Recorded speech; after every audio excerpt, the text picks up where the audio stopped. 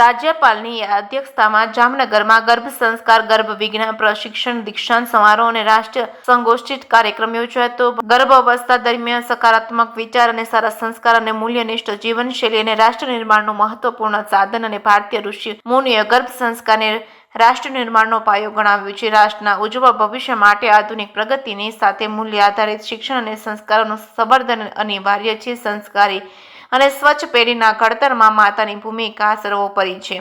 જામનગરમાં ગુજરાતના રાજ્યપાલ આચાર્ય દેવવ્રતની અધ્યક્ષતામાં જામનગરના ચેમ્બર્સ ઓફ કોમર્સ ખાતે ગર્ભ સંસ્કાર ગર્ભ વિજ્ઞાન પ્રશિક્ષણ દીક્ષાંત સમારોહ અને રાષ્ટ્રીય ગોષ્ઠિ કાર્યક્રમનું આયોજન કરાયું હતું। કાર્યક્રમમાં રાજ્યપાલ આચાર્ય દેવવ્રતજીએ જણાવ્યું હતું કે ભારતની વૈદિક જ્ઞાન પરંપરા અને ઋષિ મુનિઓનું સંશોધન અને પ્રાચીન શાસ્ત્રો માનવજાતના સર્વાંગી વિકાસ માટેના અમૂલ્ય વારસો છે।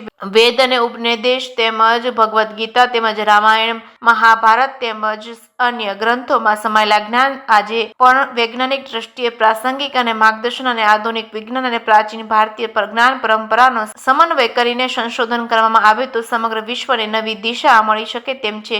અને રાજ્યપાલે ઉમેર્યું હતું કે ભારતમાં આપેલા ઋષિ મુનિઓ એ હજારો વર્ષો પહેલા માનવ જીવનને સુખી સંસ્કારી અને સંતુલિત બનાવવા માટે વૈજ્ઞાનિક સિદ્ધાંતો પર આધારિત જીવન પદ્ધતિ વિકસાવી હતી। તેમણે ભારપૂર્વક જણાવ્યું હતું કે માત્ર ભૌતિક વિકાસ પૂરતો નથી પરંતુ સારા સંસ્કારો ધરાવતા અને ચારિત્ર્યવાન અને જવાબદાર માનવનું નિર્માણ એ જ સાચો વિકાસ છે। ભારતીય સંસ્કૃતિમાં દર્શાવવામાં આવેલા 16 સંસ્કારોનું મહત્વ સમજાવતા તેમણે કહ્યું હતું કે રાષ્ટ્રના ઉજ્જવળ ભવિષ્ય માટે આધુનિક પ્રગતિની સાથે મૂલ્ય આધારિત શિક્ષણ અને સંસ્કારોનું સંવર્ધન અનિવાર્ય છે। જે કે સિંગુ સાથે હર્ષલ કંદડિયા, જામનગર।